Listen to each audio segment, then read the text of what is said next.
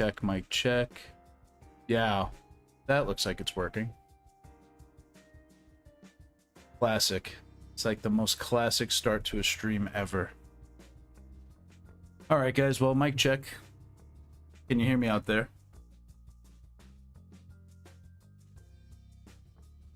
Audio. Damn.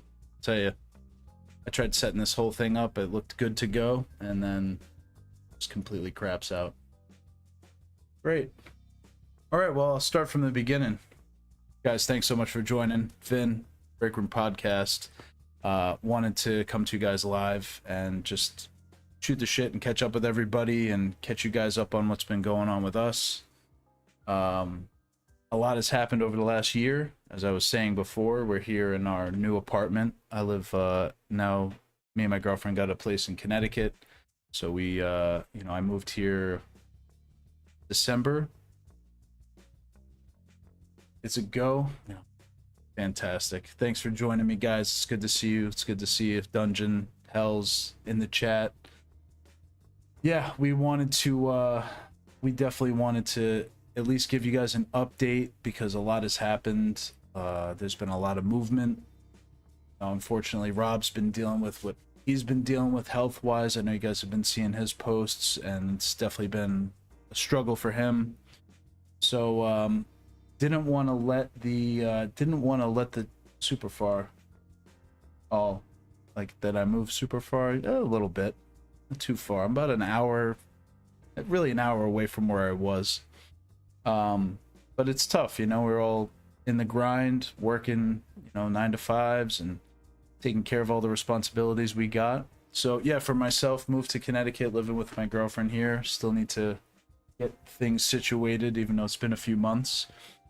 Chris bought himself a place. He's a homeowner now, so that's fun. He's been dealing with all the ins and outs of buying and owning his own condo. It's definitely been a journey for him, getting to the closing, getting things taken care of that he needs taken care of, because it ain't easy. He's dealing with his HOA and dealing with contractors, so he's trying to get himself set up. He wanted to get things more situated so he could do get back to streaming, get back to doing his Elder Scrolls streams, his GTA Valet stuff. I think he's just settling in. Joe also moved, got himself a new job, new place, so he's doing his thing. And like I said, Rob's been dealing with his medical situation. It's been a really hard year for Rob, to be honest. He's grinding it out. He's trying to hang tough. He's on the other side of a majority of the problems, which is good. I'm not going to overshare. That's for him to share, really. But we're just happy that he's rebounding home, trying to be as comfortable as possible and just healing up. So we don't know exactly what we're going to do. Me and Chris have talked about hosting, remote live shows just to try to, have a good time and talk with you guys. It's been, it's always been a sort of, what would you call it? A bit of a therapy session for us.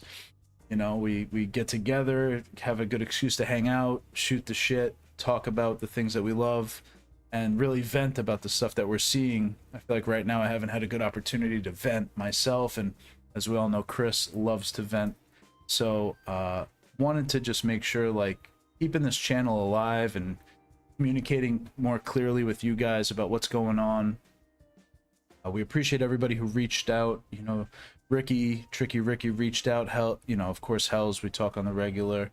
Dungeon, we know that you've been, asking and curious what we've been up to. I've seen what you've been doing, and you're continuing the grind and doing a great job. So, always staying inspired and making, just watching what everybody's doing and sticking with it. So we want to stick with it too. We just got to find a way to make it work for ourselves. But aside from us, how's everybody else doing out there? What are you guys up to? Thanks for joining me. I really had this on my mind, talked about it with the guys, but I really wanted to put it together, before more things started to happen. 2026 has been a crazy year for content. We've really missed one of the best years of entertainment content almost ever. All the bitching that we did for 3 years about how there's no content. We dealt with COVID. We dealt with, strikes in the movie industry, gaming industry, delays, movie delays, game delays. We really gritted it out for those years. And now, finally, there is content, and we didn't talk to you guys about any of it. So, let me see what you guys are saying out here. So, yeah, God, here we go. It's already starting. Mr. Zero Cooler, what's up, dude? Some guys, I'm sorry if this isn't Chris talk about Game of Thrones. No, Mr. Zero Cooler. Who is that? I'm sorry, I don't know who that is. I know you know us personally. You person. If you're talking about Chris, talking about Game of Thrones, it's got to be Yao. Is it Yao? Joe Flex, man. So yeah, I'll get to the GTA thing. Joe Flex he's doing well, actually. I know he's got a job that he likes a lot more than, the one he had before. Dom, dude, sorry, bud. How's it going, man? Joe's, again, just finding a way to survive, finding a way to pay the rent at this point. Not easy, but he's doing, I think he's enjoying what he's doing a lot better. So again, we're trying to figure out, Joe doesn't have the same tech. I have like an abundance of computers and streaming equipment and all that, and he just doesn't have a lot of this stuff because it's expensive, and as everybody's seen, it's gotten more expensive over the last year or two with this AI situation. So I just it's been tough to watch because I don't know what the future holds for electronics and gaming and computers and home gaming, and there's a lot we could talk about. So I'll get to that. But Joe's doing good. Everybody's hanging in there. Rob's having the toughest time for sure. So all your thoughts, super appreciated. Can't tell you how much it actually does mean when, you get that random message that, hope you're doing well. Can't wait to see you back. So we can't wait to have Rob back. We really can't wait to have a show together. I've seen Rob. I've been down on the island. I haven't seen Chris. When was the last time I saw Chris? It's been a minute, honestly. So we're definitely looking forward to an opportunity to get together either in person or, via remote, and bring you guys a good time. That's one of the keys to the whole show, is just providing an opportunity to hang out and shoot the shit. So yeah, we don't want to let it die, but it's just been, with so many things happening in our lives, it hasn't been easy. So, enough of that. I want to jump into some of these topics here because I know there's a ton of shit to talk about. Yes, I'm Joshua. I'm going to talk about that GTA 6 thing, probably ad nauseum. So I will get to that. Hell's wrestling walked off a cliff the same time we did. Yeah, it really did. I haven't kept up with it a ton, but from what I've seen and from the accounts I follow, it's just been miserable. No good rivalries, completely misguided, overpriced. The WWE acquisition from, TKO there, it's just not worked out. I don't think any of these acquisitions work out. I swear. I think there's just been, it's one of the worst things you could do, is get acquired by a bigger company. You think it helps and it adds to their reach, but it just doesn't. I don't think these people who are the decision makers are so detached from the content and the fan base, and this goes for a lot of things we're probably going to talk about. They're so detached, and they're reading these spreadsheets, and they're making these decisions based on what the spreadsheet says, and it just leads to failure. And it just leads to having to break up the company. You could see what Microsoft has done. with Xbox. You can see the decisions Sony's making with PlayStation. There's just a detachment from the fan base and from the most loyal fans too, which is probably the worst part. So it feels like betrayal. Yeah, wrestling just has not been engaging. Of course, you know, this is who we're repping still to this day. I saw a funny post that basically said, who's gonna have more longevity and staying power, Stone Cold Steve Austin or John Cena? And I was like, I get it. You know, John Cena's from an era that I'm not from, but to this day, people who watch wrestling clips don't watch John Cena clips. Watch Stone Cold Steve Austin pulling out the beer truck and hosing down Vince McMahon. It's tough. We're all coming to that realization that, you know, all of the things that we love have changed so dramatically and sort of lost their way. So there's a few rays of hope out there, but some of the stuff is just, it's really bad. I don't know what wrestling, I don't know what the WWE. I am like down the block from the WWE. I'm up the block from the old headquarters. We just realized, my girlfriend pointed it out the other day. She goes, does that building have a giant W, like WWE logo on it, or does it look like it used to? You could just see like the shadow of it. But yeah, you know, the WWE headquarters is right in town. I drive by it every day to and from work, and I get the thought of just like, what are these guys gonna do? What is the plan? It's like, now they're just milking.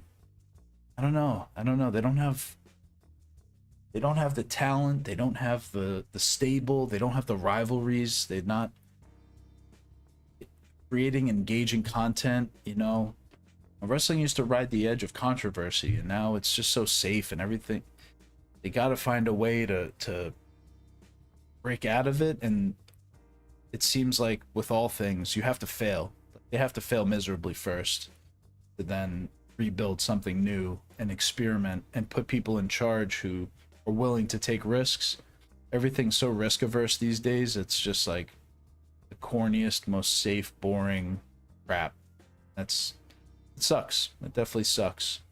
From the Dungeon says, not as overpriced as nosebleed New York Knicks tickets for game one. $1,000 nosebleed. Yeah. $1,000 to go watch the ring ceremony, though. That's, you know, listen, those Knicks, that was a hell of a run. Me and my girlfriend watched that.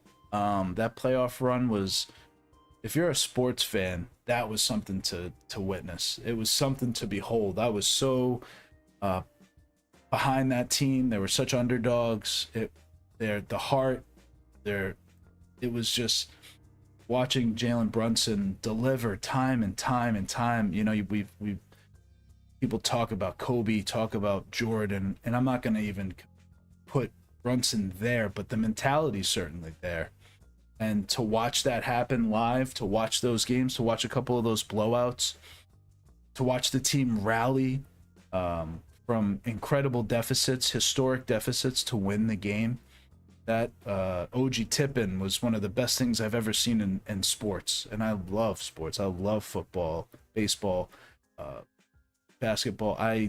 To watch that live, I was stunned for hours. I was stunned. I could not process what I just watched. And it happened twice. There were two games. I forgot early on. It might have been the Cavs or Sixers. I can't remember. But yeah, they were down. I think they were down 30 points maybe. And I had kind of thought, I'll turn this off, watch something else. This game's done. You know, we'll watch the next one. And then I thought to myself, no, you know what? Like, I want to watch these guys lose because I'm on this bandwagon. As a fan, I'm not going to claim I was a Knicks fan my whole life. I never had that influence in my life where someone around me, like my dad or someone, was a Knicks fan. 50 odd years of really tough, gut-wrenching losses. I deal with that enough with the Packers. So like, to have another team that you really want to see them go all the way and they just can't get over the hump. I never, I was never on board with it. But again, watching these guys and watching the heart they were playing with, I couldn't help but be bought in. So when they were losing, I was like, you know what? Fuck it. I'm going to watch this. And they came back and won. And I just was like, wow, like that just shows what incredible heart these guys have. So when it came to that Spurs game, that championship game, I looked at the scoreboard coming into halftime and it was like 26 points. And I said, you know what? Who knows? You never know. And just the slowest comeback ever, just 1 point at a time, and they did something so historic. I'll never forget it. It was really awesome to watch, really awesome to witness. So yeah, $1,000 tickets, I get it. Listen, it's New York. James Dolan's a dickhead. You're gonna have LeBron and the Sixers now, this new super team in the building, and they're charging top dollar. And yeah, they're pricing out regular people. It does suck. People are living off debt, living off credit. That's the only thing that's sustaining this economy, I think. It's tough to watch. It's tough to be, it's tough to be our age in it. It's very, very challenging to be here and be so financially stressed and want to go enjoy things, want to go to Yankee games, want to go to Knick games, and you're just completely priced out because this stuff is seemingly for people who, I don't know, aren't fans, don't really care, but they got the bucks, or they work for a company that's got the bucks and they'll pay for that. It's on the corporate card. Who gives a shit? They're bringing out clients and it's all handshaking and grab assing. So tough to watch, but that again, that Knicks run was cool. I'm excited for the next season. I'm on the bandwagon. Call me a bandwagon fan. I got a couple of things sitting around here. Absolute mess, but yep, had to pick it up. Brunson, King of New York, took Aaron Judge's throne, even though Aaron hasn't brought the chip home yet. I have a pin set somewhere, but yeah. Anyway, so from the dungeon says WWE has no soul anymore. I hear Undertaker is quitting his podcast. Yeah, it's it won because I refused the bandwagon. Hells says yeah, Hells is reluctant to do anything at this point with bandwagons because he ruined Game of Thrones for everybody. You can blame Hells directly for how poorly Game of Thrones ended because he binge watched it at the very end last season, and the last episode was the biggest fumble in the history of television. From the dungeon, but they grape the fans for ticket prices. Yep. And from the dungeon, only people that get those tickets, Howard Stern kind of people. Yeah, celebs. It's all about the celebs now. Very, very fucking annoying. Can't. I don't know what to say. This is our new venue. We have streaming and streamers and it's basically all we're getting. Yeah, you know what? I think the thing on my mind, on a lot of people's minds at this point, it's undeniably the hype for Grand Theft Auto 6. I won't shut up about it. My girlfriend hates me for talking about it so much. So that's why I wanted to also come on here so I could talk to you guys about it. We're getting that extended Netflix look in 2 weeks, 2 weeks from today. It's going to be... Need some LEDs. Yeah, I'll get some LEDs. I personally cannot wait to see what they have in store for us. I don't fall victim to some of this like internet weirdoism. I don't know what you call it. It's like the counterculture is hating on anything that seemingly popular, or I don't even know how to put it. It's just like engagement bait. We've been talking about this. Hell's been talking about it. Everything's bait. Everything on the internet's bait. Try to get you angry, get you riled up because you comment. You're more likely to comment if you're angry than if you enjoy something. And these algorithms and these programs are like living off of that. And then you see these accounts, these creator accounts that are getting basically paid for this really cheap engagement. I just don't. I try my hardest not to like fall for it. I've stopped commenting on certain things or like trying to defend certain things that I like. I'm you know, older at this point where I only have time to enjoy the things I like, and I barely have time for that. I don't have time to argue about why I like things. So it's just, yeah, I'm a chopped unk. Thanks, Hells. Um, so with this whole Grand Theft Auto, you know, last few months from I would say May until now has been tough because we're, you know, anybody who's a fan has been just waiting for something, waiting for a new trailer, waiting for any bit of news. And of course, the first thing they drop is the pre-orders. $80 price point for the standard edition, $100 price point for the ultimate. I gotta be honest, perfectly happy to pay the $100. Rockstar comes out with a game every 8 years. It might be the only game we get from them this decade.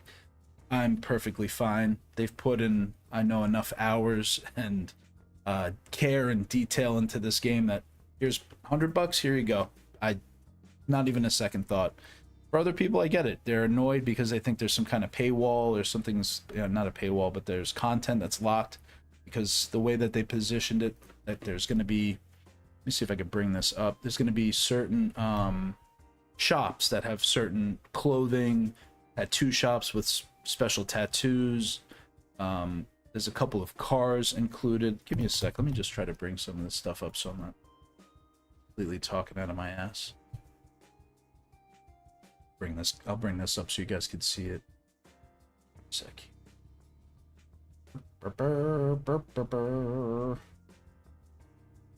And yes, from the dungeon, I'll get to your comment on that in a sec because I have strong opinions, but that's a whole other topic.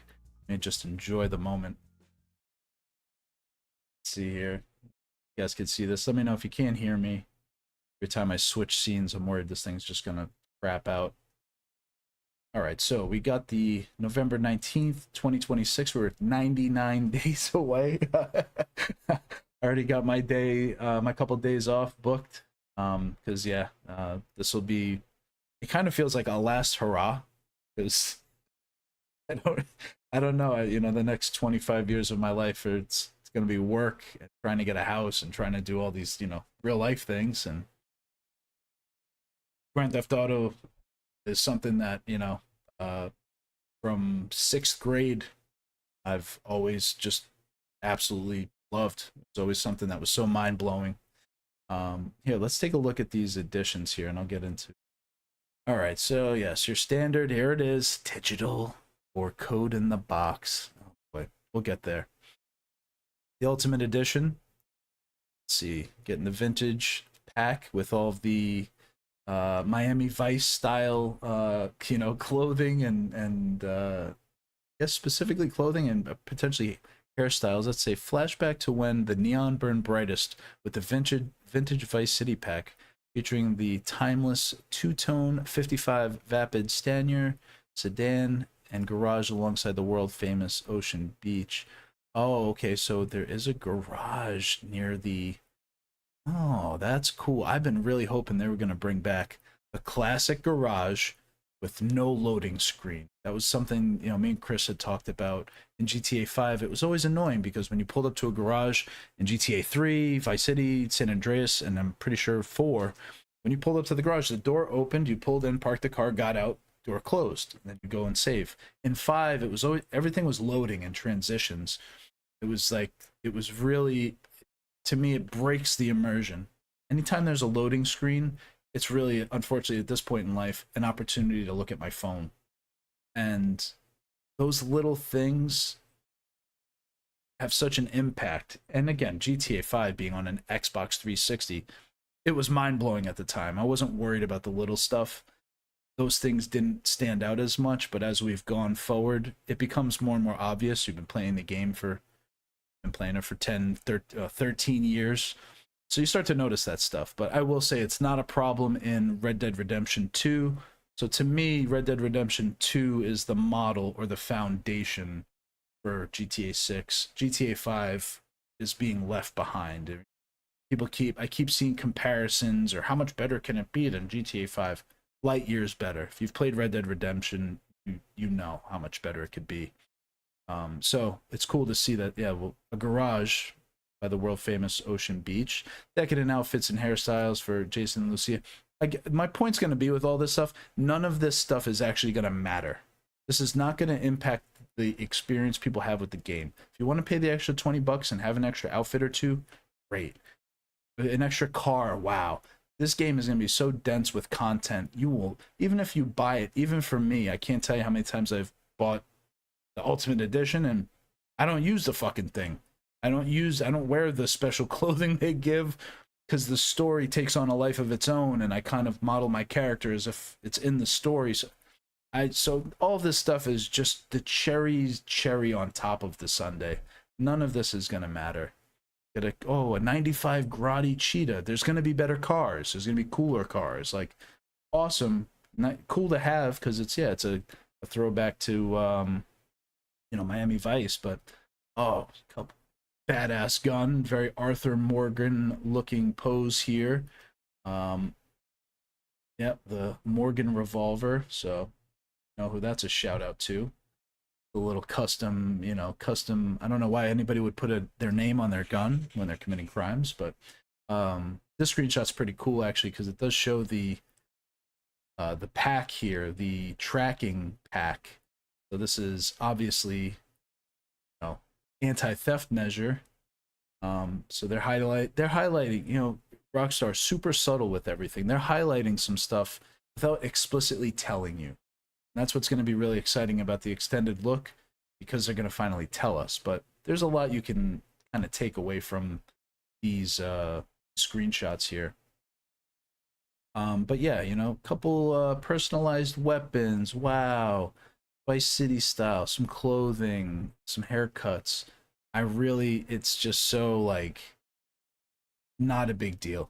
$20. Hey, if you want it, cool. If you don't get it, you're not gonna miss it. It's not gonna be something you really give a shit about. Okay, so yeah, Jason's house. I get a Dinka, wow, and a canoe, wow. Oh my god, a kayak. Sorry, not gonna miss this stuff if you didn't get it. It's not gonna have any effect on the game. Let's see, the retro build, badass Camino, that's cool. Ride Out Customs mod shop. So this appears to be a custom shop only will have access to, but it's not going to be the only mod shop in the game. So you're again not going to not be able to customize your cars. People making a big deal out of, I don't know, just anything. Oh, unisex hair salon. Be plenty of those. Oh yeah, they're gonna park a boat out by Washington Beach, so you'll have access to this boat right off the bat. Cool. Clothing store, bunch of stuff I definitely won't wear and styles I won't dress Jason or Lucia as. This screenshot's fucking cool. God. Car looks badass. The detailing, down to the welds, the water dripping. It's like, I don't know if we're fully prepared for what we're about to see. I don't think we've ever seen anything like it. I think it's going to reset the bar for what a game can be, what a video game experience can be.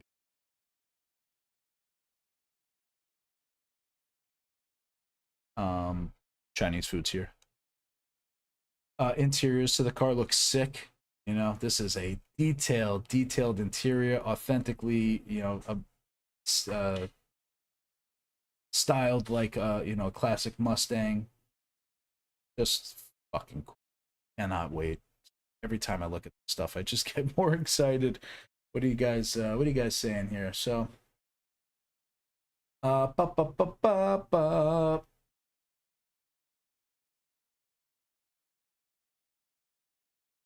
What's this?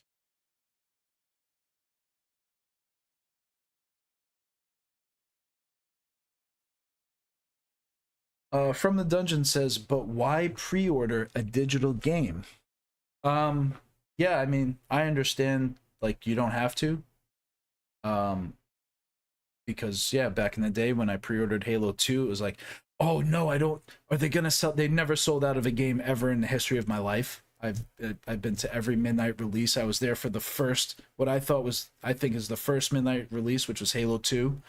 Um, Correct me if I'm wrong. The anticipation there. It was just something about, needing to get your hands on the copy. I don't miss that shit though. I gotta be honest. I think we use nostalgia glasses for everything.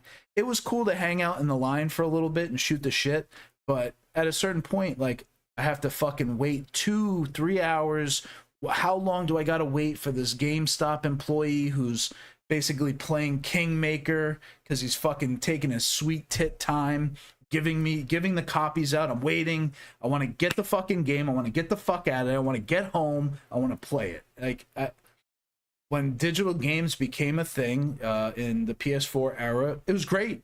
Midnight release, 12 o'clock, boom, I'm playing. I don't look at that as a negative. There were benefits, and I've said this to like customers. I do a lot of IT work, and the one thing, Uber Eats, any Uber, convenience is the innovator. People will go after what's convenient, and unfortunately, the companies take advantage of that heavily, and that's what you have to fight back at. But I'll talk more about my thoughts on like all digital future in a little bit. I still want to enjoy the moment talking about GTA. But to answer your question, why pre-order digital? Because now it's on my dashboard that I pre-ordered it. It's got the countdown timer. I'm sick in the head. I'm an Ultra fan. Not everybody has to do it. You don't have to, but don't blame me for fucking doing it. Like, I'm happy to give them the money up front. Know I'm locked in for November. Don't have to think about it as the game comes up and I got to drop $100. Nope, it's already spent. They got the money. Great. I'm just waiting for the countdown timer to click. Like, let's get to 0. I don't care that I don't need to pre-order. I'm not pre-ordering Wolverine. This is different. You call this an outlier. And as much as people think that this game sets the tone for everything behind it, no, it does not. This is not, you can't equate other content to this game. It's just not the same. It's not even close. So, $80 price point. Nintendo started that with their Switch 2 games. Mario Kart, for God's sakes, $80. Like, blame Mario Kart then. This game will be worth every penny of $80 or $100, no doubt in my mind. There's nothing you could point to be like, oh yeah, but look what Rockstar did this shitty. No, sorry. That's not what's gonna happen. Hells, the world will stand still. Gonna feel like that first week of COVID lockdown. Man, yeah, I hope so. I really hope I'm able to really lock in. That's my plan. It's for the week before Thanksgiving. I can't wait. Joshua points out, rumor has it in the GTA Netflix extended look will be 3 episodes. Yeah, I saw that come up today. I will tell you that is, I think, people setting themselves up for like failure. I really think if you think this is going to be 3 episodes, I don't know. Would I love it to be 3 episodes? Sure. But the idea that they're going to do 3 20-minute episodes, I'm not sure. They've never done anything like that in the past. And to show a full, what would be hour of content about what the game is, I feel like is giving away too much. Like, I almost don't want to see that much. I don't want to know every little thing about the game before it comes out 3 months in advance. Everyone was complaining that the marketing was, slow, or they were taking their time. They, like I said, they dropped this, the pre-order information and the, screenshots that went along with the pre-order, and then the game cover, and then another period of radio silence. It had a lot of people really, hardcore fans really like pissed because they want to see more. And some people are like, how could you pre-order a game without seeing gameplay? We've seen gameplay. We just don't, they're not telling us exactly what is and isn't because they're trying to blur the line of what the cinematic and what the gameplay looks like. Again, if you play Red Dead 2, you're not, it's hard to tell because when a cinematic transitions into gameplay, it's a seamless transition. You go from what's happening in that scene to then it'll pivot out to you know, as Arthur Morgan. So it's not to hide anything, it's to blur the lines of what is gameplay and what isn't. They want it all. Rockstar always wants it to be one thing. They don't. I've talked about this before, where there's a consistency in the styling of the game, where the cars don't look better than the grass, that looks better than the buildings. Everything's consistent. The art style is so consistent that it has a level of depth and immersion that is almost unmatched, unparalleled. There's a lot of great games and a lot of great studios, but to do it the way that Rockstar does it in an open world setting, nobody's done it. It's not been replicated. So to not have a lot of trailers, I don't want to see everything about the game right away. Really don't. I think the idea to keep some things a surprise really help elevate the expectation and also deliver on the promise that this will be one of the most transformative games ever. Yes, like we want to see what these new systems are. I want to see what the physics, I want to see the improvements to the fighting system. I want to see the combat, gun and hand to hand. I want to see the weather physics and the water physics, because apparently the water physics are one of the key points to this game, because the map is, it's Florida, and water has such a big effect on the environment in Florida. I think it was important for them to elevate it beyond what it's been before. You look at a lot of games, very few games have gotten water right. It's the hardest thing to simulate, very difficult and taxing on the hardware. So it's something that has been hard to figure out. But there are definitely some techniques and some tools that have been in production for a long time. I was working on a video. I kind of wanted to show teaser, but what I was working on. But I was looking at some videos on some water physics engines that really have excellent wave creation and true water simulation, not just like a layer or a grid that kind of does this. Red Dead 2, even, the water looks great, but once you start to kind of mess with it a little, it has like an oil look or a gel. It doesn't have that look of, oh, if I threw a rock on here, it would create that ripple. It's sort of oily, looks strange at times. So apparently that's something they worked really, really heavily. They invested a lot of money, allegedly, into the water physics. So that's something I would like to see in this preview. I definitely want to see a little bit more about how the two character system works. Because I've been thinking about that a lot, where when, in Grand Theft Auto 5, you're three separate characters. You're completely separate, and there's a few points where there's crossover, and you can switch back and forth between them, and it was interesting. But with the hardware back in the day, it took a lot of time to even switch the character, so it wasn't seamless. It was cool and unique for the time, but now it has me thinking. I have a couple of thoughts about what they might have been very conscious of when they were writing the story. And I think coming off of Red Dead 2, you can see a lot of people were very emotional. If you played through Red Dead, some people didn't play through it. I'm going to talk about that, but if you played through Red Dead, you got really connected with Arthur. There's a psychological and emotional connection to the character that I think Rockstar, of course, did on purpose, and found it to be a total strength of the game, to make the audience actually feel something about the character more than just it being a avatar for your whims. there's something to be said about when the character at the end, if you didn't play, sorry, but spoilers, when he dies, you are actually moved by the moment. It's a real moment. Feel the loss. You're like, I can't believe he just died. You want to play the game again and try to make it where he can't die, but that's not possible. It's destined to happen. So for GTA 6 with this new two character idea and it being, you know, male female, them being in a relationship, I feel like they really want to make the player feel connected to both characters. I don't think they want you to pick your favorite person to play as and then just leave the other one in the dust. I don't think that makes sense for what this seems to be and what they're building.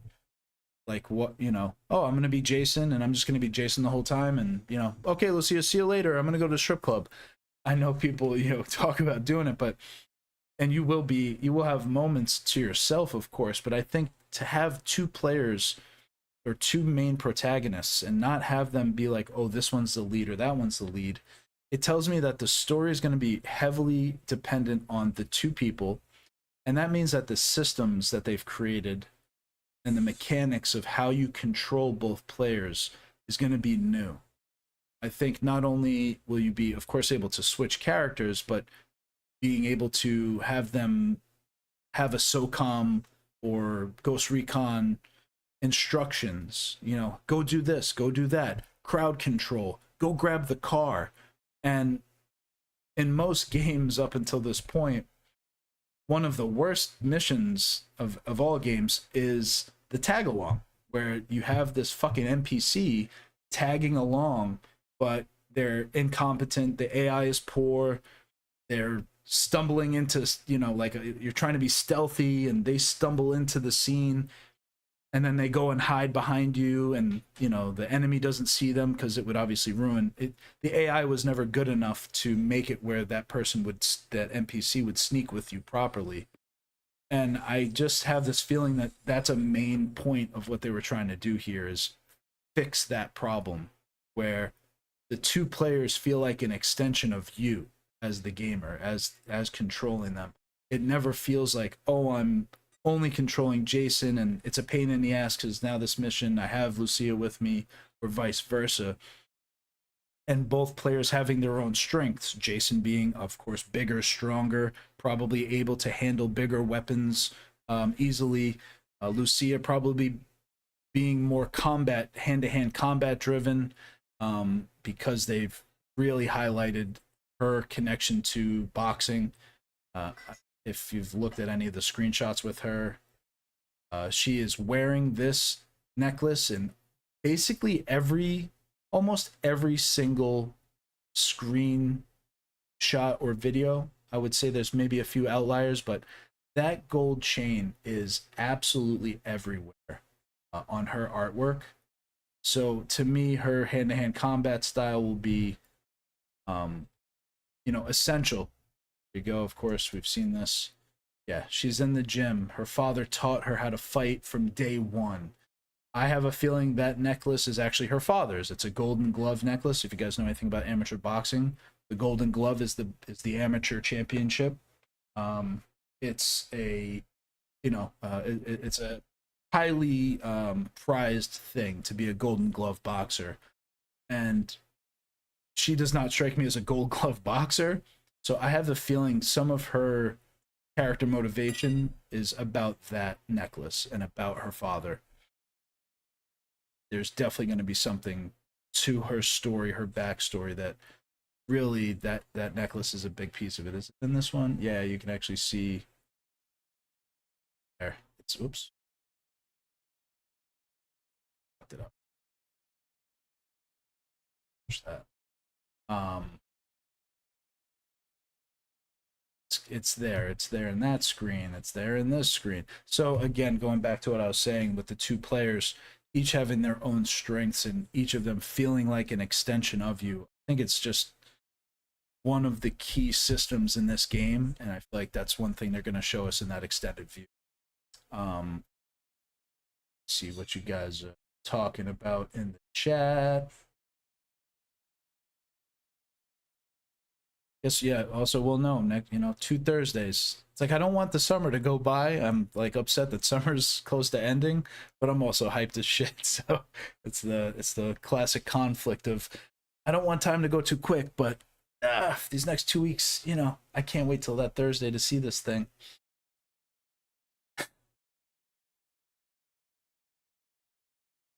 It'll make the first 4 hours of the game easier. Oh, you're talking about, yeah, the pre-order. Yeah, some of the stuff is just going to be quick little short. I'm going to steal cars. I'm going to be stealing the cars. I'm not going to use the car I got in the pre-order. It'll just be something that I have. And again, like I said, I'm happy to give them the extra $20. I know they fucking busted their ass to make this game. They poured billions of dollars into it. Happy, they're not nickel and diming me like an EA or a Ubisoft game. I don't care. They're not. You can't compare the two. You could bring up shark cards. You don't have to buy shark cards to play GT Online. If you do, that's your choice, but you do not need to. You just need to play the game to earn money to buy nice stuff. I have everything. Chris has everything. I was not big on buying any shark cards. I think I bought one or two, when I had like a PlayStation gift card. Again, Rockstar's not nickel and diming me. I don't give a fuck. Oh, they double dip. No, I've gotten GTA. I think I bought it twice, and every other time it was like a free upgrade. So yeah, $20. Here you go. From the dungeon says the game is destroying the world. Yeah, I'll get to that point. Digital thing. From the dungeon S, is GTA 6 cross-system compatible? I mean, right now, no, because we don't know anything about the online component. Online is something I don't know if we're going to have within the first 30, 60, or 90 days. That's a whole other conversation because I don't know how they transition from the current GTA Online to the new version in a way that feels new and robust and filled with content. Because yes, of course, you have the new engine, the new graphics, and everyone's going to want to play online with that new system. I'm so curious because they can't just repeat the cycle of, oh, we're going to drop a heist and oh, here's a little extra business. I think the new online has to dramatically change for it to be successful in what the new climate of online gaming is, which is very heavily led by Minecraft, Roblox, and Fortnite. I could talk ad nauseum about the potential for user-generated content. Rockstar is apparently coming up with something called the Rockstar Online Modding Engine. They purchased the RP company 5M years back, and it looks like they're going to lean on the community to create online experiences more than they have to do the constant like content updates. But yeah, I don't know what's going to happen with online cross compatibility. Hopefully there'll be console cross compatibility. Xbox, PlayStation makes sense. PC, no. PC's too difficult to wrangle. It's full of, even the console version is full of hacking. So I don't see PC crossplay, but Xbox, PlayStation, I do, because I think for them to find success, they want to reach as many people as possible, and they want those players to interact, and they want user-generated content. They don't want to have to deal with, like user-generated content for Xbox and then user-generated content for PlayStation. I think it's one store. They're probably going to take a cut of different things that people sell if people are creating missions and selling them for $5, or I don't know what kind of content that can be created that would demand a price, but people are very innovative out there. And I think the users and the community can come up with some really interesting stuff. So yeah, online, it looks like the online is going to be its own platform, its own place to build micro universes. Me and Chris played some RP during the COVID years, and that was some of the most interesting Grand Theft Auto I've ever played. It required a depth and a knowledge that was above most casual players, but you can just see what worlds users in the community creates versus like the walled gardens that the company creates. and they're limited because they only have so many people working on the GTA content, GTA Online content, and then trying to make Red Dead 2 and GTA 6. So their resources are spread thin. Really curious to see what online is, but I don't know if we're going to see it in the first few months of GTA 6. I'm not sure. I'm really not sure. Like this look is going to be dev testimonials. Dev testimonials. So Hell says, I feel like this look is going to be dev testimonials. What does GTA mean to you type shit? No, I'm going to just outright say probably not, because not only is that like corny and unlike Rockstar to begin with, I don't think they want to bring any like they're dealing with lawsuits. They had to fire people for leaking stuff, and then it was, oh, it's anti, these people were trying to sign up for a union. They don't even want to touch that. They don't even want to, and I'll be honest, the behind the scenes, that stuff's overrated. Like, you don't want to see how the sausage is made. You don't want to go into the sausage factory. It's fucking ugly. Game developers will tell you it's hell. It is tough to make video games. So I don't really find it interesting to really hear from the developers themselves. Maybe we get a little something with Sam Hauser. I'm assuming there'll be an interview, but even the last interview that Rockstar, major interview Rockstar had, was with Dan Hauser, who has left the company, and he did a piece for Vulture before Red Dead 2 came out, and it was a disaster because the only thing that was taken away from that interview was that his team had been putting in like 100-hour work weeks. And he meant the writing team. He didn't even mean the devs or the QA. He just meant like we've been writing up these scripts and rewriting and remaking missions and trying to make this thing work. And it was the biggest controversy in gaming, aside from like the Me Too stuff, where it was like, they're slaves to 100-hour work weeks and everyone's chained to their desk and they're dying in their debt. It just, so this behind the scenes, I don't really think they want to even do that. They don't want to open the door. It's Willy Wonka's chocolate factory. You don't want to know how it's made. I think this is about building anticipation for the game, and the only way to do that is to show what this game can do that other games can't, and how did they build upon what they've done in the past. I don't really think you'd be interested to sit and watch someone on their computer go, yeah, this is how I made the water physics. I don't think that's compelling. I don't think that's a reason to have a Netflix partnership. So I'm going to disagree with the dev testimonials thing. Better than Warriors. From the Dungeon said, better than the Warriors. I don't think so. If that's in reference to the combat system of the Warriors, yeah, the Warriors had the best combat system probably in any Rockstar game aside from Red Dead 2. Definitely right about that. Hell says, you're going to see the characters standing in the void and then working on the walking. I'm already asleep, bro. Sorry, House, disagree. See you in 2 weeks. Do you think they had a crew like the Grandma's Boy movie working on this game? Not exactly, but sort of. Yeah, like when you look at Grandma's Boy, that's like not exact, but the QA testers specifically are kind of, QA testing has got to be so horrible. They give you like a piece of the map, and you have to run and jump and bump into every little square inch. I don't envy those. There's nothing interesting to me about watching somebody do that.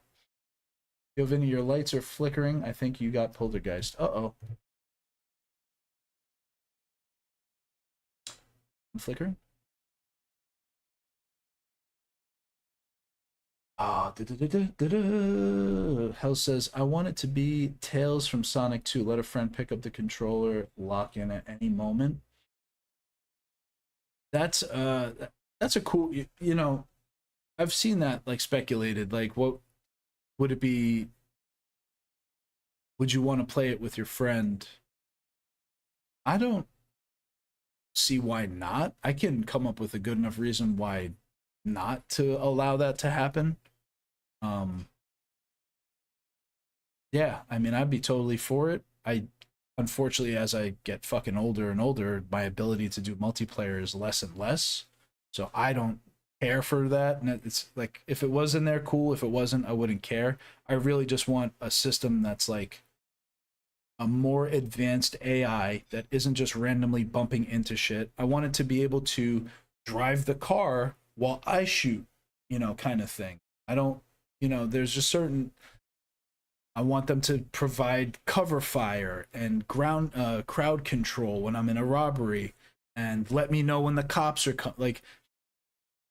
There's definitely advancements that we need in these kind of games, where the AI is just more capable, and it doesn't break the immersion that you have that second player. Yeah. To your point too about like Sonic, that pick up and play aspect. Yeah, I do want to see like a lot of. I would love to see where the mission design is like. What's that one game? I think there's the Getaway, the Breakout. It's a game where you and a buddy play and you break out of prison, and then there's like It Takes Two and Split Fiction. There's been a lot of really good co-op games where I think, yeah, it would be nice if GTA had mission structures that required the second person for a reason, more than just like, hey, piggyback me up this wall. Like, yeah, we got it. We've done that before. I wish I had examples I could say, but if you look at those games, those are the kinds of games I would want them to model the two-player system after. So you need the other person. They're not just tagging along. That would be my biggest fear. It's like, oh, I have two players and one of them's just there. I'm hoping we see this extended this extended preview. That's one of the things they highlight. What are the chances it's gonna flop like T? 0. If there's less than 0, I would say less than 0. Why? Just look at the evidence. Everything they've done in the past to this point. Level of care. It's not a licensed property, and they got some goofball studio to make this. It's not Ubisoft. It's not EA. There's purpose, intent, art. You can't tell me. You could go back and play every Rockstar game, and it's a piece of art. It's a timepiece. It is good in its own right, even with the limitations of, God, even top down playing old school GTA. There's just something to it. There's a level of, I don't know. They say it's kind of like a Steve Jobs thing. Like, you paint the back of the fence. His father, you paint the back of something. You put care into the things people may not even see. And Rockstar's, it's going to sound like glazing, but it's true. They're one of the few companies in gaming that does that. There are things you could go, even to this day, Red Dead 2. There are things that gamers are discovering to this day. There are NPC reactions. There are Easter eggs and puzzles. So to me, Rockstar paints the back of the fence. They paint the side of the game that you don't even see half the time. And that stuff translates when you're playing it, even if it's subtle, or it's a subtle psychological thing you don't even acknowledge. It's there. So I don't see flop as just, I think that's part of the PTSD of, certain games that have come out over the last decade or two. Cyberpunk being the number one. But even CD Projekt Red did a great job recovering, dedicating the time to make that game great, because that's an all-time game. But yeah, launching in a poor state, that's why the game was delayed twice. They're not going to do that.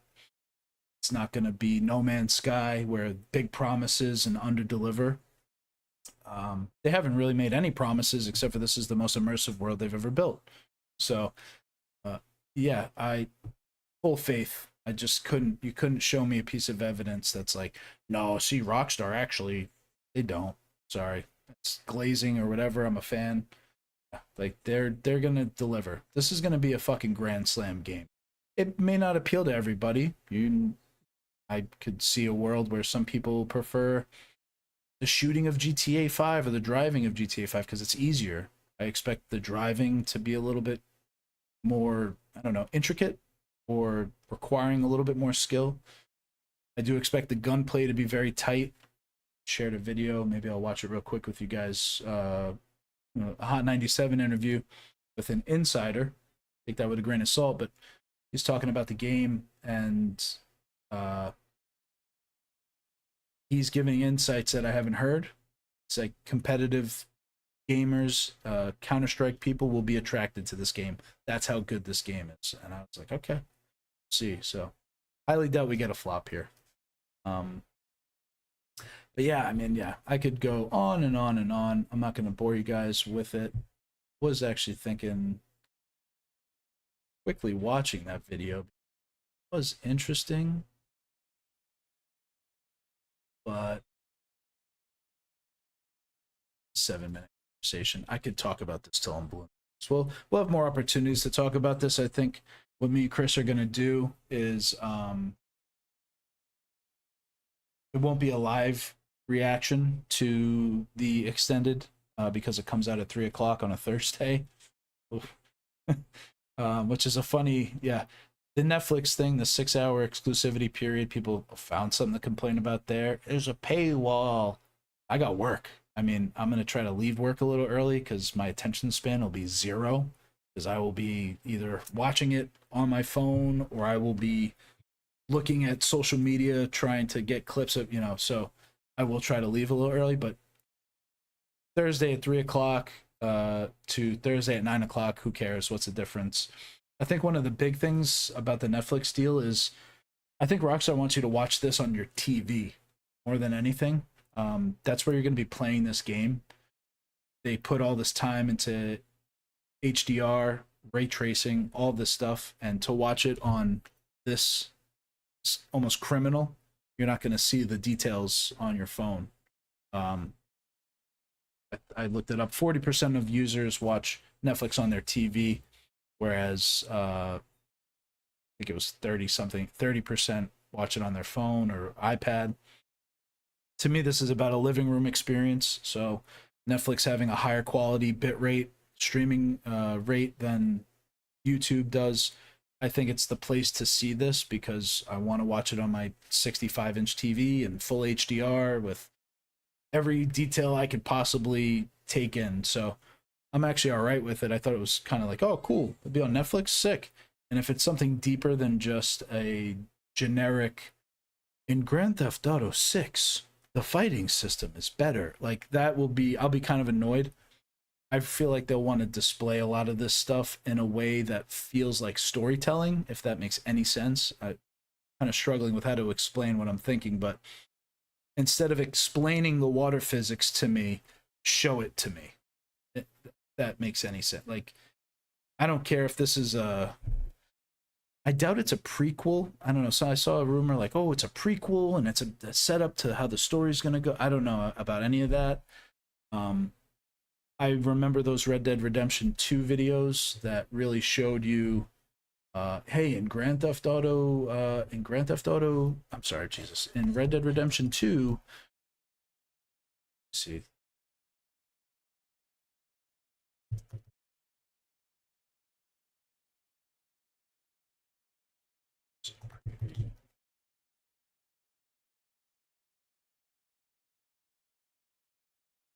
That's it.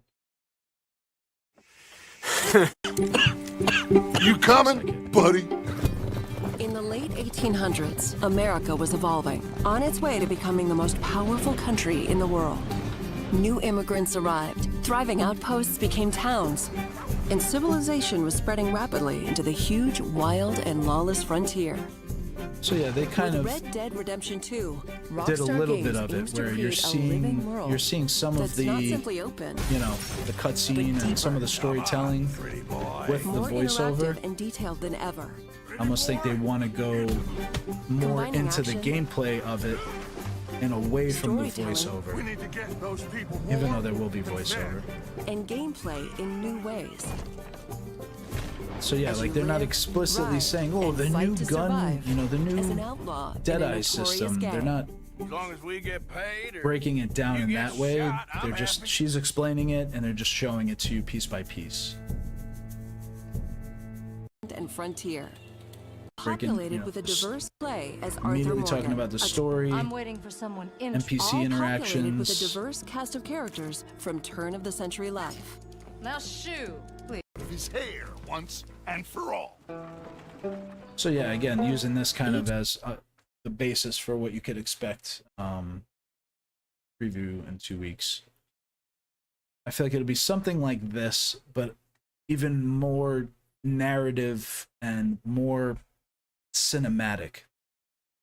That's what I'm thinking. That's what would make it a little more compelling and another reason to put it on Netflix. Hell says it's going to be an investment call presentation.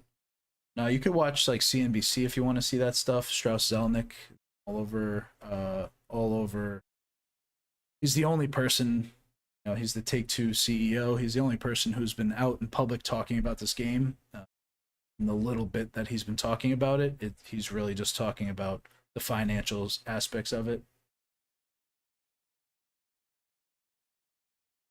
So you can go to any era in GTA 6. I don't know what you mean there. From the dungeon, yeah. So you can go to any era in GTA 6. I know this is a modern day game. I don't think there's any time traveling. The only thing they were highlighting was the outfits and the callbacks to Miami Vice and Vice City. So I don't think you're going to be traveling through time. But we'll see. Again, yeah, me and Chris were talking about what we wanted to do. I assume what we'll do is we'll obviously watch it during the day. And then as it becomes available, maybe we'll do a live watch along around 9 o'clock on that Thursday. So 2 weeks from today, or about now, we'll be watching it. Just kind of cool to think. Yeah, I think that'll be worth the time, and we'd love to like be with you guys and get what your thoughts are, because me and Chris are already fucking obsessed, so it doesn't matter. Chris has the blinders on. He tries not to look at this stuff, and I'm like completely the opposite. I'm like every crumb I can consume, I'm going after. So I think it'll be fun to have watched it, get some thoughts about it, and then come on get on the live and start watching it and breaking it down with you folks. We'll probably watch it, maybe depending on how long it is. If it's 20 minutes, I don't know, maybe we'll watch it together and then we'll go back and break it down. It'll take us 2-3 hours, but I'll be upset. I'll either be texting about it or talking about it, one way or the other. So I might as well be on a live with Chris, shooting the breeze with you guys and getting your thoughts on it. Hopefully it puts a lot of concerns to bed. Chris should dress up. Sorry, Mr. Zero Cooler Dom. Chris should dress up for GTA like he's part of Miami Vice. I am 99.9% sure he's got the Tommy Vercetti shirt. So yeah, we'll try to make that happen. Sure. Yeah, so I mean, more to come on GTA. That's one of my favorite topics. I think I'll try to do. I put together a couple of videos, but they never came together quite right. And a lot of other people kind of had the same ideas on content, and they put it out before I could get it out. So I sort of balked at doing it. I was slightly annoyed. But they all had very similar ideas. Hold on, let me see. Let's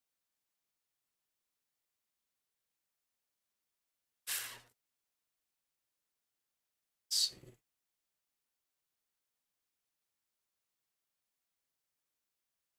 Second.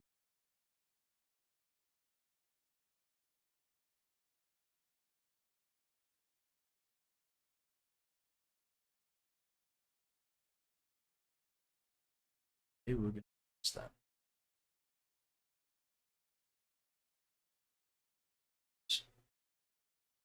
So yeah, I was cutting together.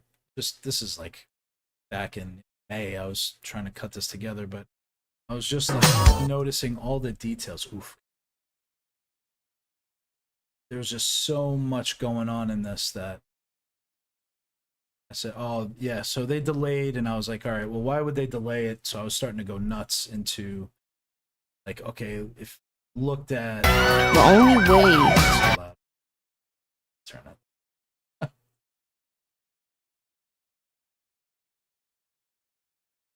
So I was looking at character models. I was looking at like the softness of the design and the skin tones, and then how sharp they started to look in that second trailer. It was just a much deeper level of polish between trailer 1 and 2. So I was kind of just digging into the details there. See the difference between this and then this. Just the quality of her dress, the quality of the reflections. It was like, okay, trailer 1 to 2 is night and day. So if they need 6 more months to get this thing right, fine, sounds good. Also diving into, yeah, like the updates to the Rage engine.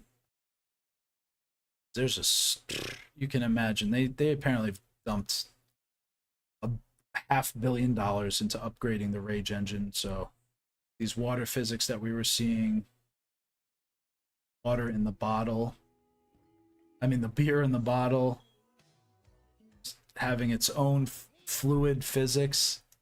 You can see here as he shakes, the bottle starts to spill beer. Just crazy levels of detail. This guy jumps off the truck, and all of these independent physics objects, the bottle, the cups spill, there's fluid, there's beer flying out of them. Just an immense level of detail. So even here, the beer cans floating, and then like what looks like liquid, coming out of them.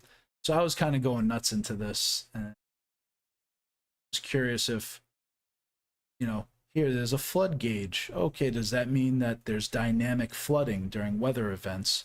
You can see here the pools, the mudding. Is this going to happen dynamically? Is this just designed like this? It does seem like there's puddles in the background here. You can imagine that's all dynamic. Those puddles aren't going to be there permanently. So there's a dynamic fluid system functioning in this game, which could have a lot of effects on the weather, storms. You can see in these this is like a 2016 demo on some weather and water physics in action. Apparently this was a alleged leak of something that Rockstar was doing. So yeah, I was doing some of these videos really just like diving into the details and just ingratiating myself with what I could try to come up with what this game could be. Destructible environments, that's rumored. There's allegedly you could not knock down buildings, but blow up gas stations, knock down some walls. And there'll be like construction crews that come to fix them. A lot of stuff was rumored, but we'll see, because you're apparently, yeah, when you blow things up in the street, there are road crews that will come and fix it.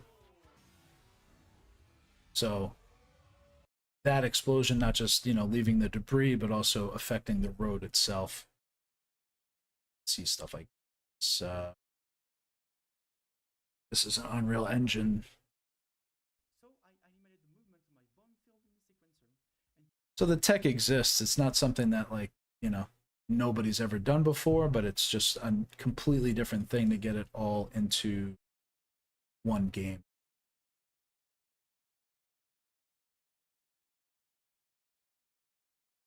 What is it? It's already 9:30. Jeez. So much more to talk about. God. Fucking Wolverine. Switch this out of here.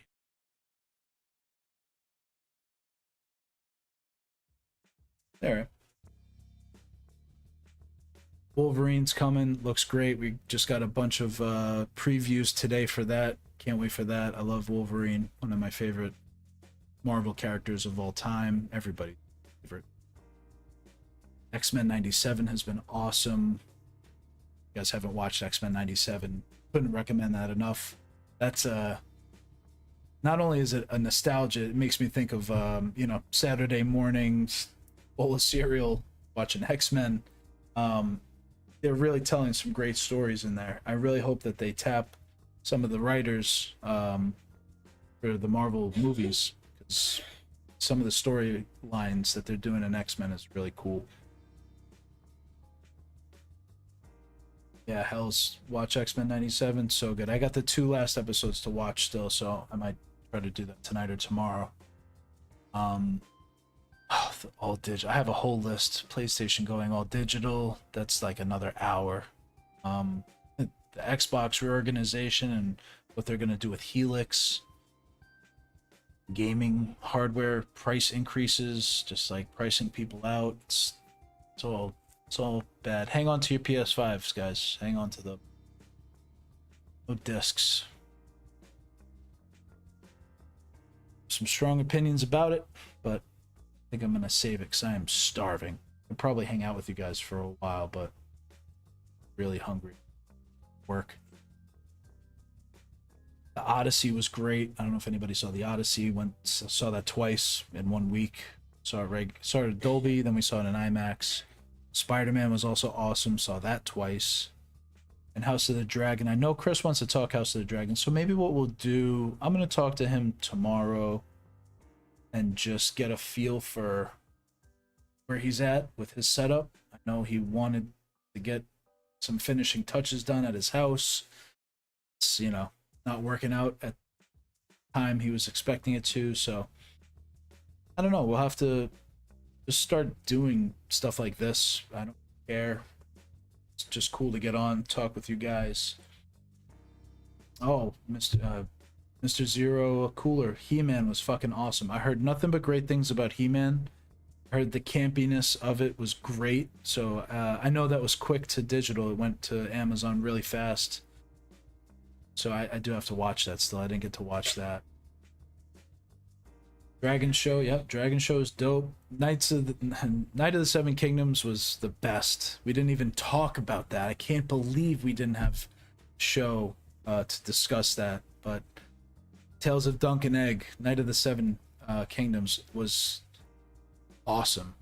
Can't say enough how good that was. And they just wrapped filming on season 2. So we are going to get that next year. Really looking forward to that. We'll have to do, me and Chris, we'll have to do a House of the Dragon Night of the Seven stream. I'll talk to him. I'll see what he's doing. Maybe we'll pull something off tomorrow. I really don't have any crazy plans tomorrow, but yeah, we'll talk more. I'll try to do this at some kind of regular cadence. It's not always easy to do stuff like this every week, I gotta be honest. And not for lack of things to talk about, but just the time. And the time to enjoy the stuff I want to enjoy as well. I need time to watch all or play all this shit. So yeah. I think at this point I will thank everyone for coming in here and joining me and sticking with us. I know it was a long drought where we weren't putting anything out, but again, we want to keep this thing going just for fun. We're not making any money or doing anything crazy with it, but just to hang out, talk to you guys, get your thoughts on stuff, and just generally hang out. The only opportunity I really get at this point, especially now that I don't live in New York, it's all digital hangouts. So I'll take this opportunity to thank you again for joining, Ben, Breakroom Podcast. We will catch you next time. Great night, guys.